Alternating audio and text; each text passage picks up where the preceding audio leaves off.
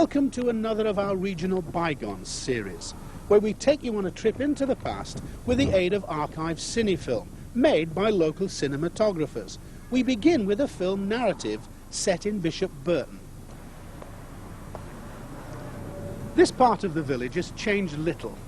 So it was that Ernest Simmons, the Beverley filmmaker, chose it as the location for a Victorian costume drama. Now, it's not exactly Middlemarch. It's a popular story of young love fighting against a strict father's disapproval. The first scenes were set here, but other locations we're not sure of, so if you recognise them, please let us know. The church has overseen the tranquility of Bishop Burton for centuries. Only the fashions seem to change. Today the ladies in the poke bonnets have gathered after church to admire a new arrival in the village. He looks just like his father, you can hear them saying in time-honoured tradition. Even the smartly dressed gent on the penny farthing takes a quick glance as he bids a polite good day. He must have known what he was doing, as tipping your hat on a penny farthing you took your life in your hands. Talking of which, one false move and this young lad balancing pies on his head could be in a lot of trouble. Soon the conversation turns to fashion. I got it in the boys' sale, you can hear them say. Well, it's Sunday morning after church, and it's time to go home to put the meat in, and to mix the Yorkshire puddings. A short distance away, a young Victorian buck entertains his true love, reading perhaps from the latest Bodice Ripper, but just as he gets to the exciting bit, with one bound he was by her side, ripping the thin silk out of the Regency portals, comes Dad, disapproving. He's not going to let his old war wound stop him from seeing off this young whippersnapper. Be off with you, he bellows, and when that fails to get the desired response, he orders his daughter inside.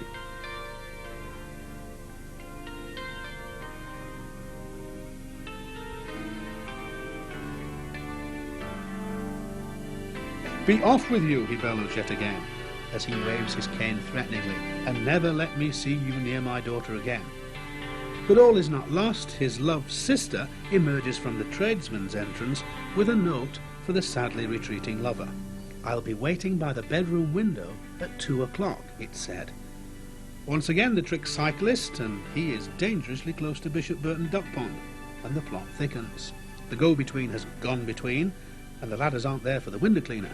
Devil may care, they're going to elope in broad daylight. Love, once again, has found a way. Oh, I just feel like a fireman, she says, and he says, where am I going to find you a fireman at this time of day? Sister pleads for quiet, and off they go.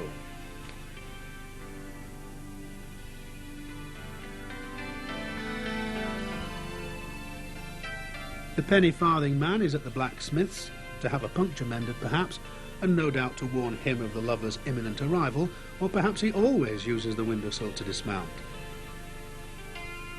Here they are, presumably by the look of the girl, discussing the age of consent. The blacksmith puts on his priest's face, from farrier to marrier, boom, cross my palm with silver and you'll live happily ever after.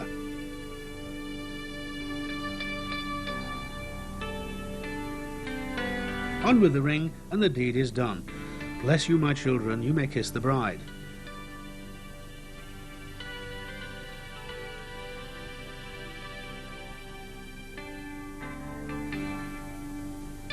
Here comes father in hot pursuit. He's too late, but don't try to tell him he should not see it as losing a daughter so much as gaining a son. From the peace and rural tranquility of Bishop Burton, we move now to the hustle and bustle of Hull in the 1930s. Now that was an era not only recorded on film, but also by the journalists of the Hull Daily Mail, who used to work in offices on this site. Now, it was a Hull very different from the one we live in today, but a period still fondly remembered by many. What do I remember about Hull between the wars? Why, in them days they used to sell stuff off handcarts in the marketplace near King Billy. And the market stalls used to stretch right round Trinity Church. You could buy all sorts of bargains there, that's if you had time and money. I sometimes used to eat my dinner on the pier on fine days, of course, and When I were a young fella, you saw more keels there than out else. Then I'd walk back to work, past Humber Dock and Princess Dock, over Monument Bridge into Queen Victoria Square. We had our slum clearances in them days, and in the 1930s they always seemed to be building new estates somewhere. Of course, one of the first estates was Garden Village, built by Reckitt's for the workers, but that was before the First World War. I can well remember Fernsware being opened in 1931. You could stand in the middle of the road and see Anleybury Road at one end and Babler Road at t'other. I used to like looking in a shop behind the Cenotaph, Suggs I think it was. They used to sell football boots and tennis rackets and things like that. I think it were about 1929 they opened that college place on Cottingham Road. Come to think on it, it wasn't till about 1916 that they finished Guildhall. My old dad always said you were set up for life if you got a job in there.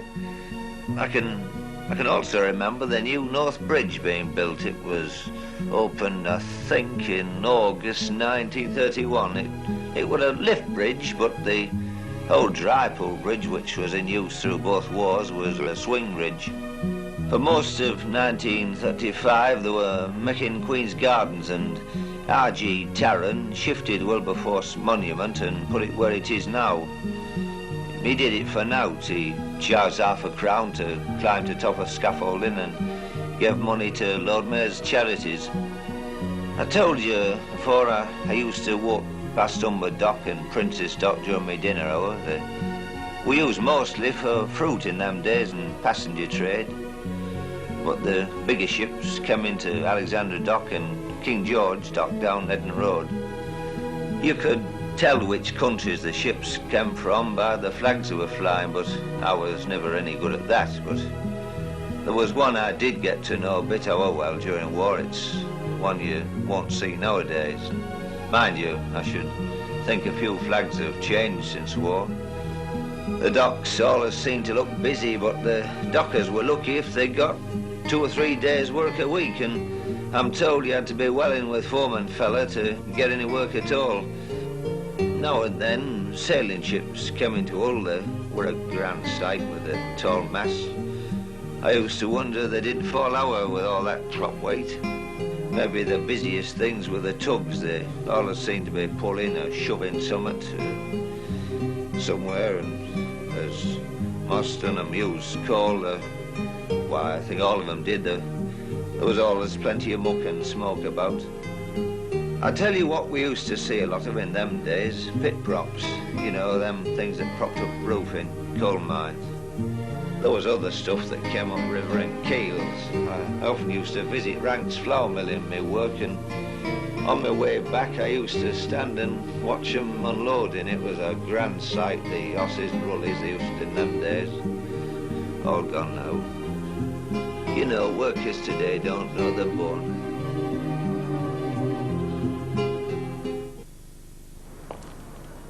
For the whole people of today, William Jackson's supermarkets are a household name. Now, the first William Jackson began his work as a grocer and tea dealer in 1851, here at number 28 Scale Lane. Only the ground floor walls remain of the original building, unrecognisable as his first shop.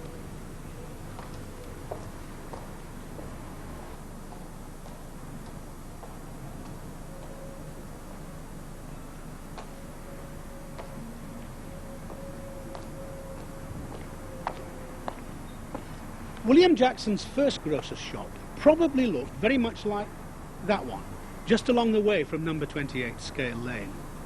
However, by the 1930s, ambitious plans to expand throughout the whole of East Yorkshire demanded advertising and promotion in that up-to-date medium of film.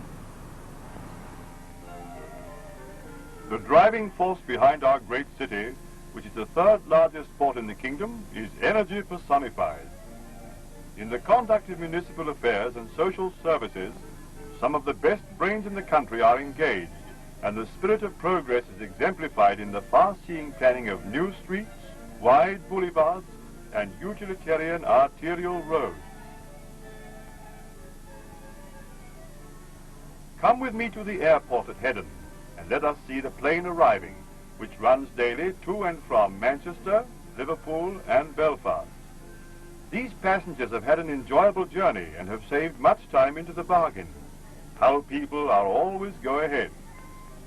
We are invited to go up in this plane and from the vantage point of the air view our wonderful and important city. Wonderful undoubtedly it is, for in spite of world depression, it is rapidly expanding. Important it must be admitted to be, for it has attracted to itself a large number of the staple industries of the kingdom.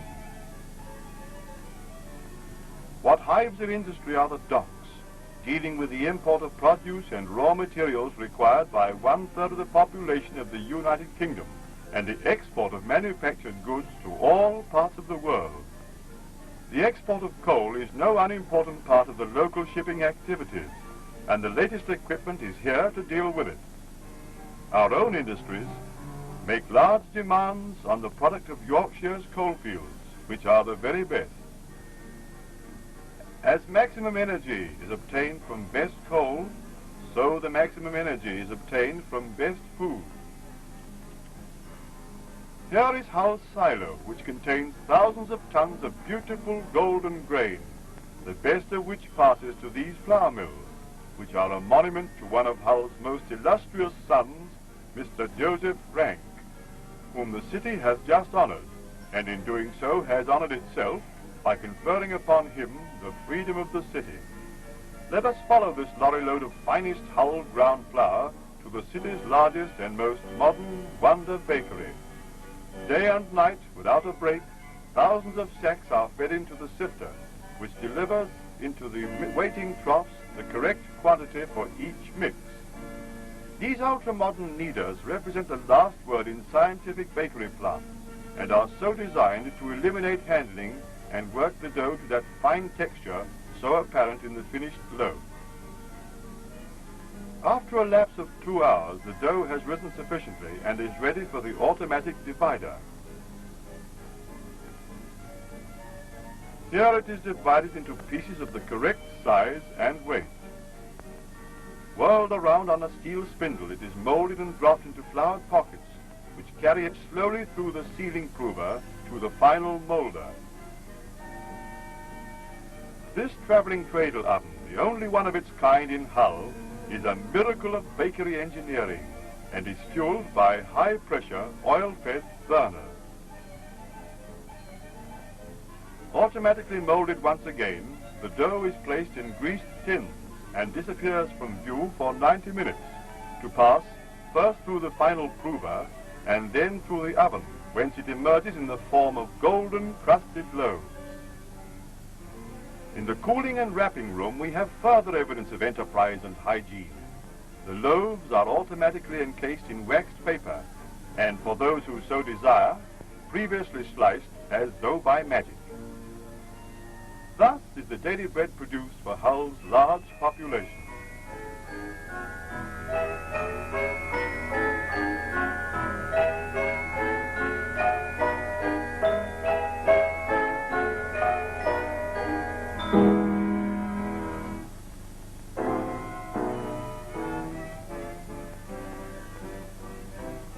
Here is something of interest to those members of the community about to embark on the adventure of matrimony.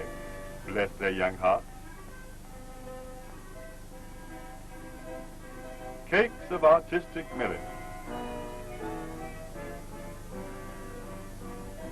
Beautiful floral confections, indistinguishable from nature's own product, are taking shape in the deft fingers of a highly skilled staff, ready to add the finishing touches to these creations of art and bring joy to the bride. Pastry and mixtures of all kinds and flavors come from the mixing room, ready for manipulation by all kinds of uncannily ingenious machines. This one molds and fills tarts at the rate of thousands an hour. The firm of William Jackson & Sons Limited employ over 1,000 Hull people, and it is gratifying to note that all the directors are Hull men and that the capital is Hull money. Furthermore, the dividends are spent where they are earned. What do you think of this battery of double-decked ovens? rather warm here, so come with me to a cooler place where cream, icing, jams, and all kinds of sweetmeats are used in abundance. And now for the dispatch to over 90 of the firm's branches in Hull, York, Bridlington, Withensea and Hornsey, in the well-known fleet of smart vans.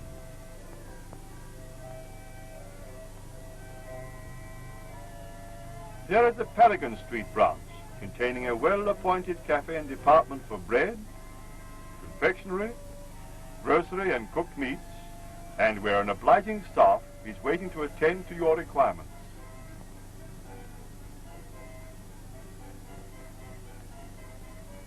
Hull visitors to Bridlington may continue to enjoy the excellent service of the firm so aptly described as the food providers during their holiday. This branch is fitted and equipped in ultra-modern style and is so attractive and comprehensive in its range of wares that shopping becomes a real pleasure. In the butchering department, you will find a variety of home-killed meats, whilst at the cooked meat counter you can easily solve the problem of cooking. Now, come to the farm. The source of supply for these last-mentioned departments. Who's afraid of the big bad wolf? Perhaps these chaps are, but certainly not these. We'll miss the harrowing details and jump to this department, where only the finest cuts are used for the production of those extremely convenient and tasty morsels, pork sausages. And the equally popular fresh beef. All work and no play makes Jack a dull boy, and for that matter, Jill a dull girl. So let us hie to the sports ground and see Jackson's staff training for the annual sports, where numerous prizes are competed for. Here's food for thought. More than 5,000 cups and medals awarded for merit and excellence of product to William Jackson. When your thoughts turn to food, your steps will naturally lead you to one of their many branches.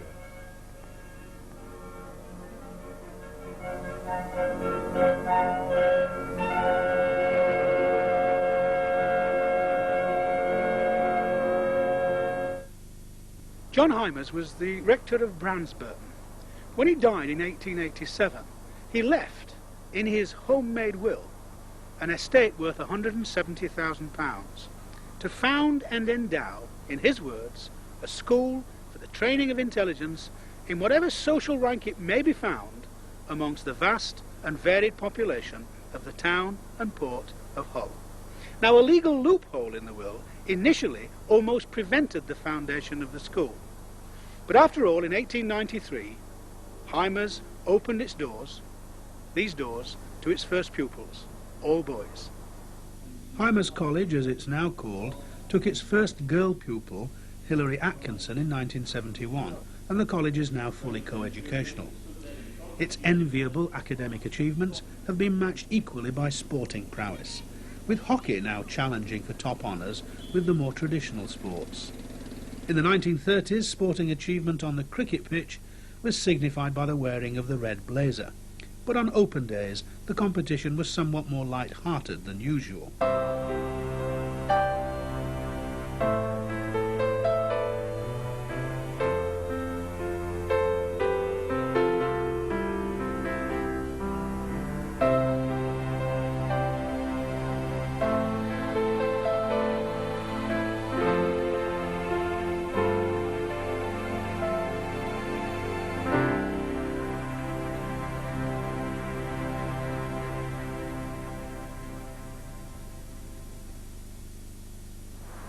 Now, there are two people largely responsible for the rich heritage of archive film still around in Hull and Beverley today.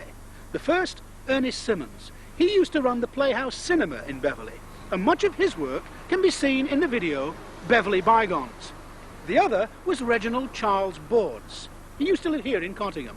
His son, Roland, was a pupil at Hymers. In his spare time, Reginald was an enthusiastic and very skilled filmmaker. Now, it's not so much the storylines of his films that are of interest to us today, but the recognisable locations.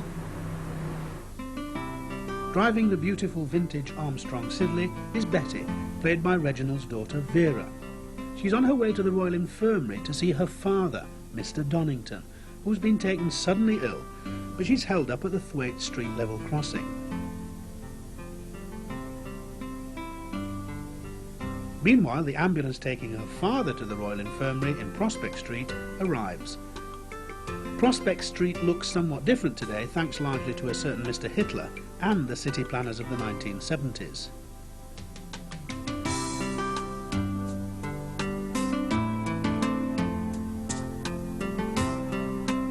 Unknown to Betty, the police are making spot checks on driving licences along Hull Road. British licences were first introduced in 1903. They were renewed annually on payment of a fee of 5 shillings. Driving tests were not introduced until 1935. Betty is stopped and asked to produce her licence. It's a wonder the policeman didn't have something to say about the car's brakes.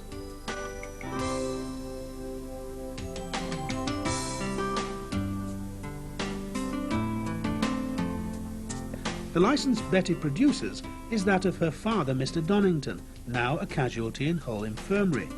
Poor Betty, this just isn't her day. Now she's been booked for driving a car without a licence. What next, I wonder? By this time, Betty is quite frustrated. She doesn't relish the city centre traffic and takes the easy way out. The car is parked on Hall Road and Betty runs for the waiting tram. The tram she's running for is the 77, whereas the tram she actually boards is number 13. Perhaps the continuity girl was on her day off. Meanwhile, in the hospital, Mr. Donington receives his treatment. Actually, the treatment is being administered in the billiard room of Reginald Board's house in South Street, Cottingham. Even in those days, officialdom could get in the way of authenticity.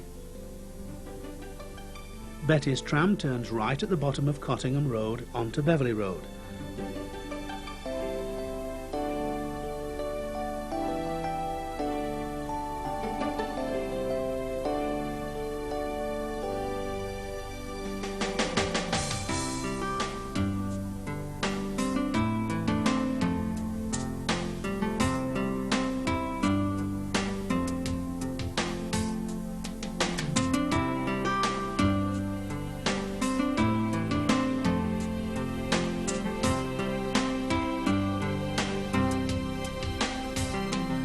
At long last, an anxious Betty arrives in Prospect Street and the infirmary.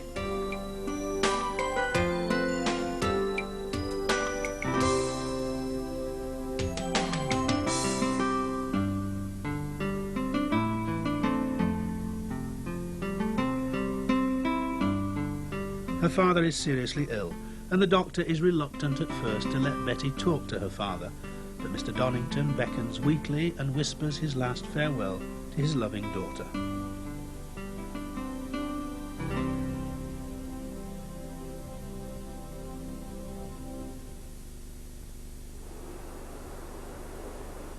The modern lines of the Prospect Shopping Centre have replaced Hull Royal Infirmary, but outside what used to be the infirmary stands the statue of Amy Johnson. Now, the statue has its critics.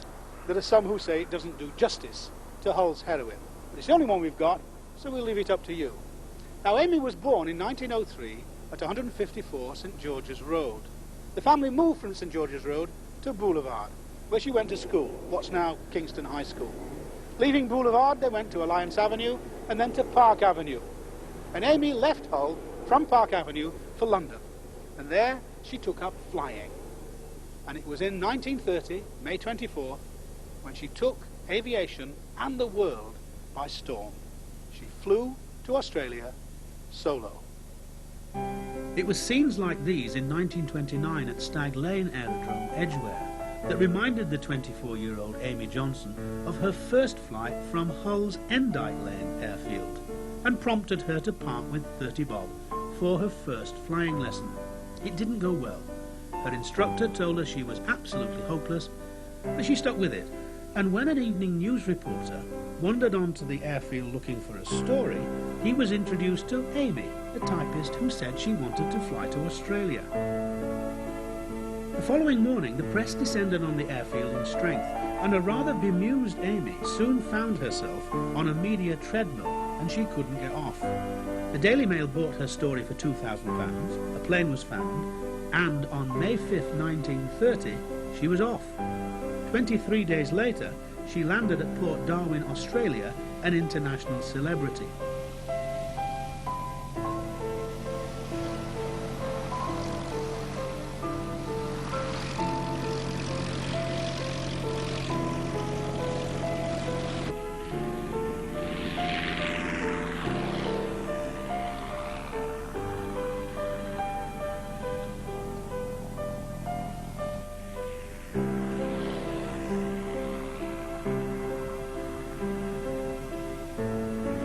From Darwin, she set off on a tour of Australia. Everyone wanted to see the young adventurer from Hull, England. But Amy was still a relatively inexperienced pilot, and in Brisbane, disaster struck. Jason, her gypsy moth biplane, was wrecked, and although quickly repaired, when Amy flew into Sydney, she did so as a passenger in a civil airliner, while Jason was flown in ahead by her Captain Brain. Amy was big news. The Daily Mail signed her up for a 7-month tour of Britain for the princely sum of £10,000, and when she landed at Croydon Airfield at the start of her epic journey, the crowd didn't seem to mind she was late and landing in darkness.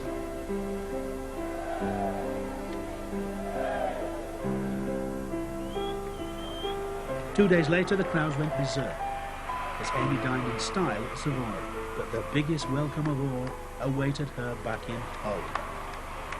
This is the appropriately named Airport Garage on Heddon Road. It's just across from BP's refinery works. On the flat fields behind the garage in the 1930s were the runways of Hull's own municipal airport.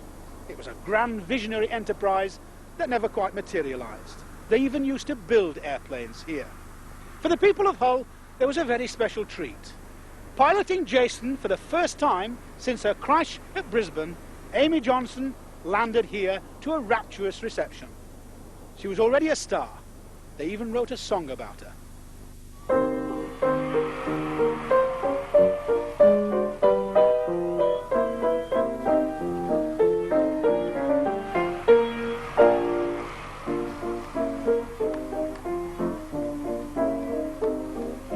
There's a little lady who has captured every heart, Amy Johnson, it's you.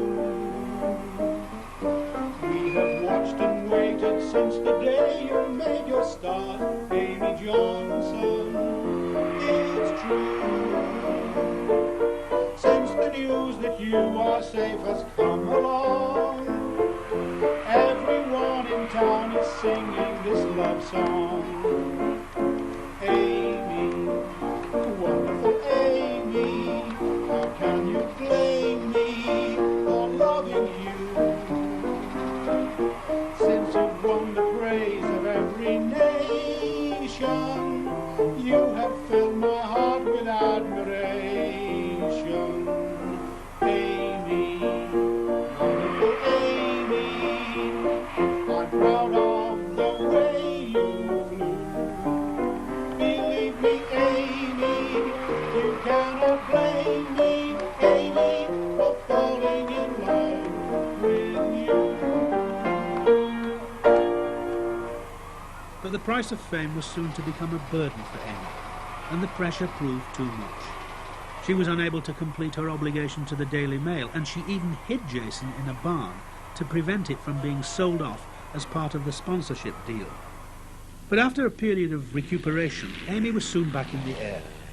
There was a failed attempt to fly to China, and in July 1931 she embarked on a successful endurance flight to Japan with Jack Humphreys, a close friend and flying colleague from London. The trip was a success, but received little publicity at a time when feats of this nature were becoming more and more common.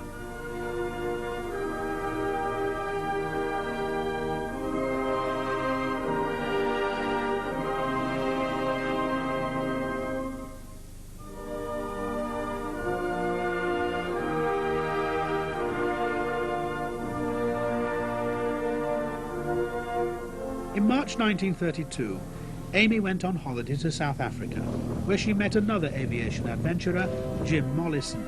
So impressed was she by this determined, hard-nosed Scot that they were married only 5 months later. Amy wore black. Her parents were not invited. Both Jim and Amy were public property. To keep the media machine happy, they planned various solo and joint flights, Cape Town and back to New York, Australia again. But the strain could be seen in the faces, and in 1935 their marriage started falling apart. Aviation records were now being broken so often as to have become meaningless. Amy took up gliding and sailing to escape a restless life with little real direction. When World War II came, Amy's life took on a new purpose as a ferry pilot in the Women's Air Transport Auxiliary. Tragically, Amy lost her life in mysterious circumstances when her plane disappeared over the Thames in 1941. Some say she ran out of fuel after getting lost, and there's even the spectacular theory that a British convoy she was flying over mistook her plane for a lone German raider and shot her down. According to one report, she bailed out, dropped in the sea near an armed trawler, and was drowned in its wake. Recently, her reputation has been reassessed. There's talk of sexual promiscuity and mental instability, tabloid press stuff, a slur, irrelevant to a reputation built on genuine achievement.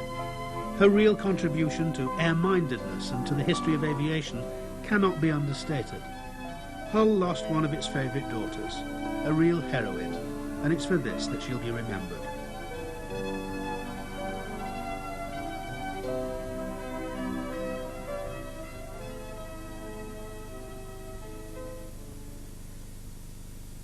One hero who did return from the war unscathed was King Billy. There he is in all his golden splendour. He was placed there, it's said, by Protestant Devon fishermen who'd come north to fish the Dogger Bank. King Billy landed in Devon with his wife Mary in 1688 to bring us the bloodless revolution. After that, he went on to fight the Battle of the Boyne, and since then, things have been anything but bloodless. What I wish is that I was talking to you across from the Neo-Georgian terrace that used to be over there, instead of the monolith of the multi-storey concrete car park. The statue of William of Orange, King Billy to you, was first erected in 1734, a long time after the Battle of the Boyne in 1689. But even in the 18th century, he was still regarded as the great deliverer. In World War II, the Luftwaffe saw to it that the country's art treasures were taken to the relative safety of chalk quarries and coal mines. Hull looked to the golden treasure of King Billy and took him down for storage in Houghton Hall. He was returned on the 10th of October 1949, a date coinciding, incidentally, with another deliverance, the lifting of the second royalist siege of the city during the Civil War in 1643. Then Hull was helped by Fairfax and Cromwell. This time the saviour was William Brodie, described as a coppersmith. The parade assembled in the square in front of City Vaults, to be preceded by the police band. The Wilberforce column can be seen dimly in the background. But note, no statue in the square. The figure of Charles Wilson, or Baron Nunburn-Holm, was moved there some time later. The march sets off down a little changed low gate, past the post office and St Mary's Church.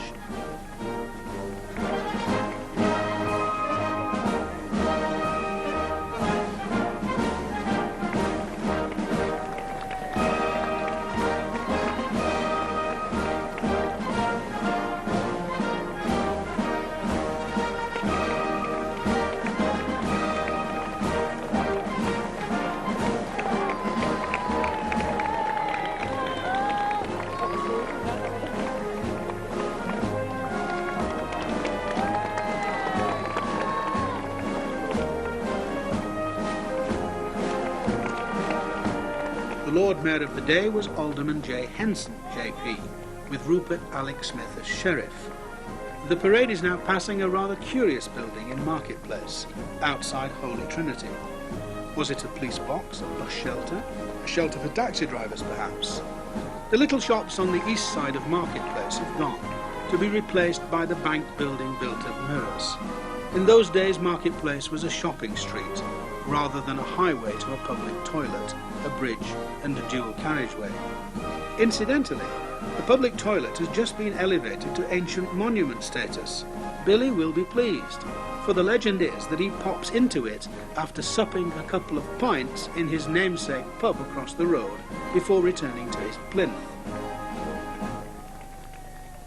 After an address by the Lord Mayor, Billy's new benefactor, William Brodie, is invited to the podium, and King William is revealed in all his gold leaf glory. He's still minus his stirrups, the accidental omission of which is said to have encouraged the suicide of the sculptor, when of course to omit them is a classical artistic convention. The city Billy looks out on is changed, even the much-loved Tivoli having been razed to the ground in the white heat of development, or to put it another way, knocked down to make way for the motor car. In spite of this, in the murky atmosphere of a coal-burning Hull, the man on the golden horse looks magnificent. Then it was the beginning of a new post-war era, a rebirth for King Billy, and the same for Kingston upon Hull.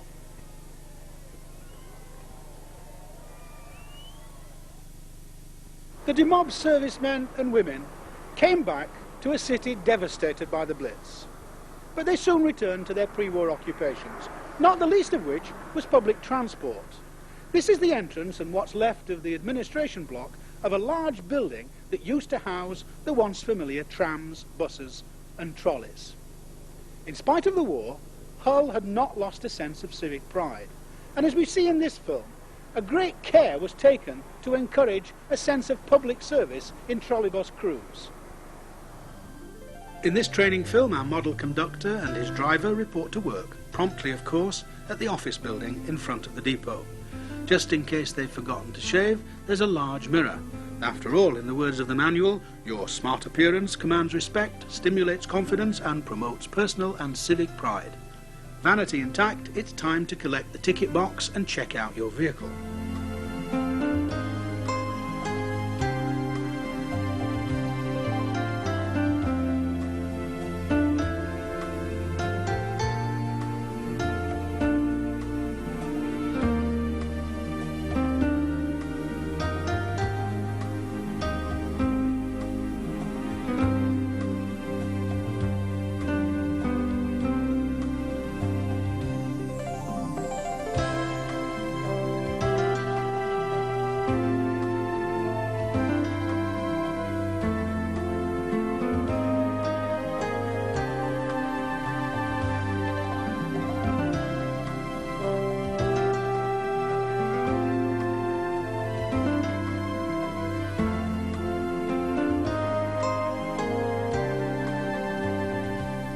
Outside the depot, there's a frog that has to be pulled. Now, don't go running to the RSPCA. This is actually a mechanical device to make sure you are on the right track. One careless pull, and this Beverley Road bus could well be heading for Cottingham. And if you do get it wrong, you can always reverse into a side street. Try doing that with today's traffic.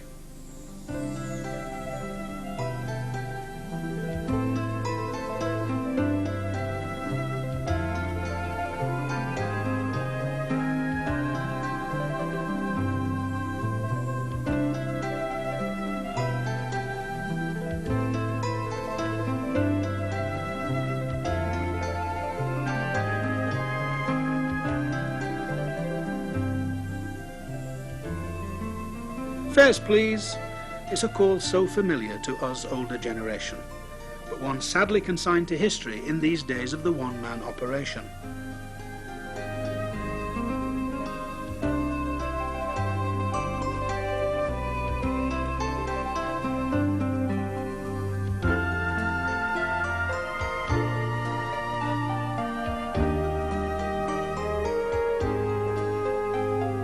These were the times when service was paramount. Forget economics, cutthroat competition, deregulation and the like. If these two gentlemen need guiding back to the Blind Institute, then everyone else on the bus can jolly well wait.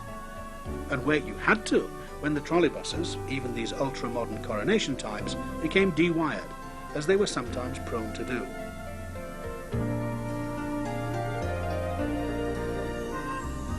Oh dear. This bus must be well behind schedule. and it's a good job the inspector wasn't looking, as our model conductor's halo slips a little when he presses the bell before his passengers are properly on board. Well, at least no one fell off this time. Our route now takes us to the roundabout at the junction of Anleby Road and Boothferry Road.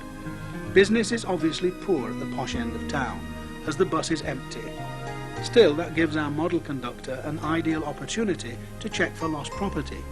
And in those days they looked very hard, as they received a reward of 1/12 of the value of all lost property claimed. Now there's a nice little earner. Well, the day's work is done. The ticket money is handed in, and it's down to the Social and Recreation Club to spend a bit of that lost property reward money. Life seemed to pass at a more leisurely pace in those days. Days long gone, but not forgotten.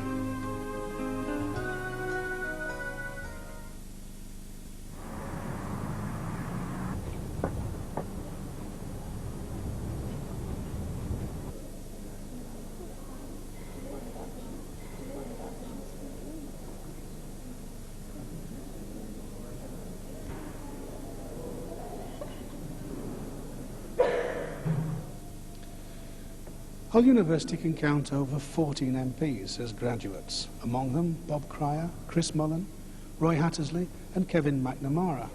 It was home to 4 of England's best-known post-war poets, Andrew Motion, Douglas Dunn, Roger McGough and Philip Larkin. Recently, 2 ex-students who hit the headlines were John McCarthy and Jill Morell.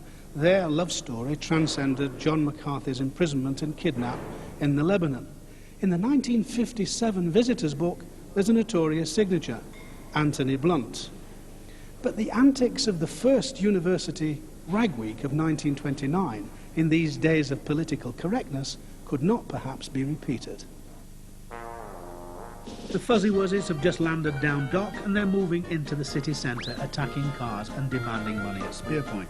It's rag week, and that means cross-dressing, gollywogs, barrel organs, clowns and Al Jolson impersonators. Typical rag-mag racism and sexism.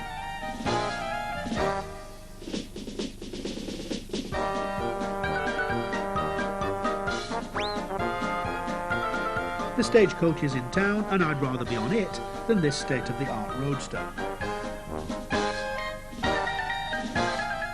There's a band of cutthroats on this wagon, but I've already had a shave, he cries. On goes a car sticker, this driver's paid up, good for him.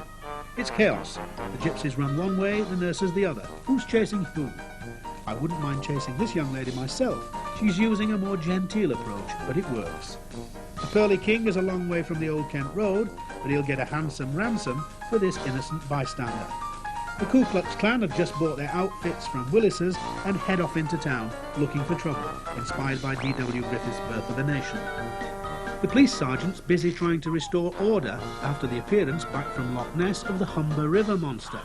He might not like being photographed on his trips to Scotland, but in Albion Street it's a case of smile please, and smile you would if you caught a glimpse of the policeman's non-regulation trousers.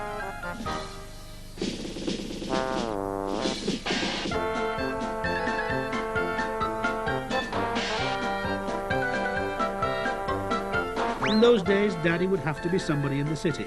There were no mandatory grants for these lads and lasses. Come to think of it, not much has changed.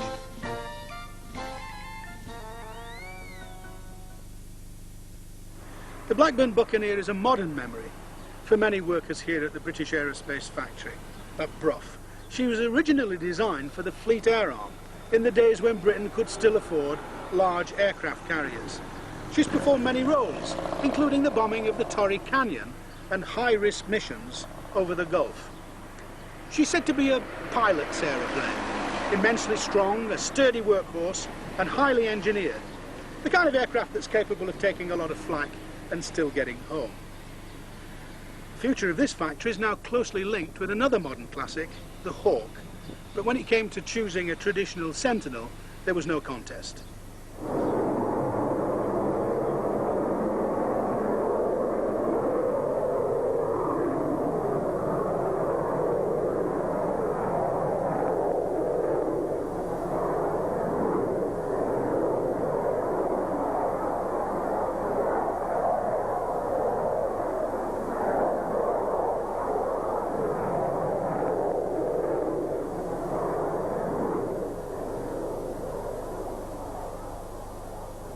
Buccaneer X-Ray Victor 168 was built in 1966, and it served with both the Royal Navy on board HMS Hermes and the RAF.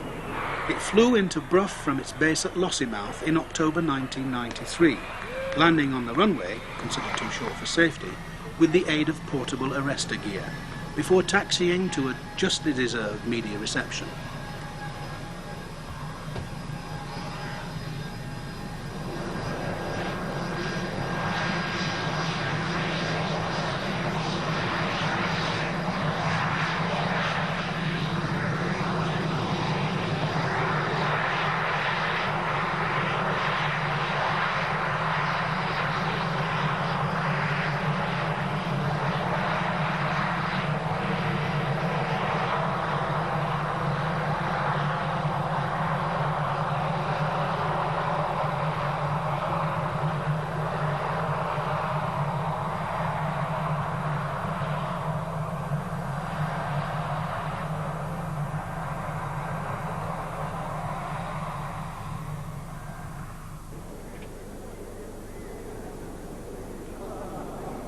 On behalf of us all at British Aerospace here at Brough, we would like to say a huge thank you to the Royal Air Force for this magnificent aircraft, which is destined to be the guardian of Brough site.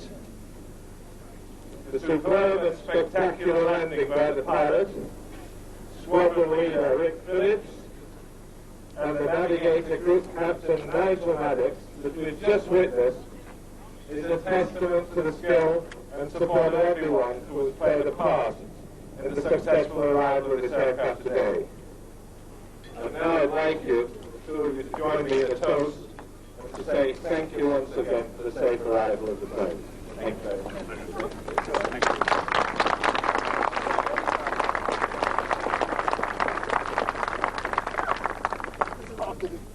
After being prepared for permanent display as site guardian, the Buccaneer was pulled by 20 apprentices raising money for charity from the operations hangar to its final resting place at the main gate.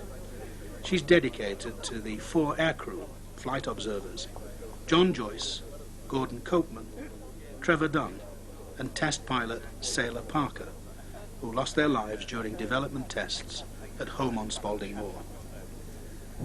The last salute to this magnificent aircraft came on the 10th of March 1994, when 4 of the remaining aircraft from Lossiemouth flew over the site to bid farewell before themselves flying off to that great scrapyard in the sky.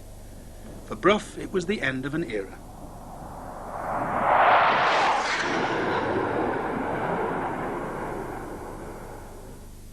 This is Jack Lawson, our projectionist.